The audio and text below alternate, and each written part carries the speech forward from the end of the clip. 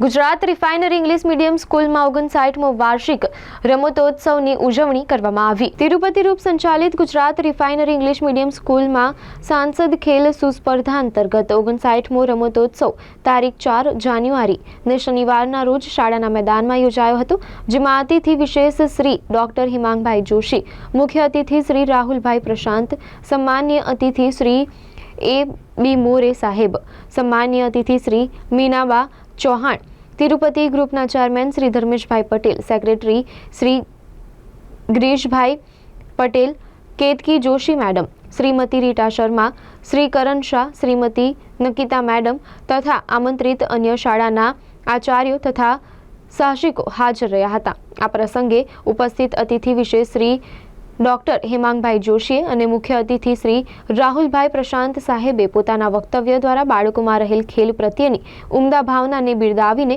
જીવનમાં રમતગમતના મહત્વ અંગે સમજાવ્યું હતું।